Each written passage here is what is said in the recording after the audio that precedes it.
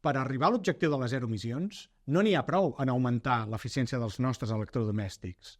Si volem aconseguir-ho, hem d'aconseguir un canvi molt més profund. Hem de canviar els nostres hàbits. Per exemplificar-ho, podem analitzar el tema de la climatització. Escalfar a l'hivern o refredar a l'estiu és una de les accions més costoses a nivell d'habitatge. Baixar el termòstat a l'hivern o apujar-lo a l'estiu és la solució immediata que tots coneixem. Però és tot el que podem fer per tal de reduir la despesa energètica? Doncs la resposta és no. Per fer el canvi real, caldria no oblidar-nos de la importància de l'eficiència energètica de la nostra llar quan la comprem.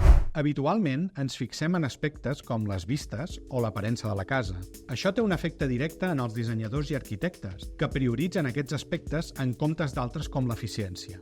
Alguns constructors arriben fins i tot a reduir les qualitats dels acabats en temes d'aïllament perquè saben que en el moment de la compra no tindrà un impacte directe. Però un habitatge amb un baix nivell d'eficiència energètica pot requerir un consum energètic de fins al doble per mantenir la temperatura desitjada. Això es tradueix en factures més elevades i un impacte ambiental major durant tota la vida de la casa, que pot arribar a ser una despesa energètica elevadíssima. Per tant, en un model plenament sostenible, hauríem de considerar que l'eficiència energètica de la nostra llar sigui la correcta, revisant aïllaments en finestres, portes i parets i sistemes de climatització actualitzats. En resum, la climatització eficient no és tan sols regular el nostre termòstat, és també tenir en compte aquestes qüestions a l'hora de comprar o reformar un habitatge. I recorda, la informació ens farà sostenibles. Informa't i actua.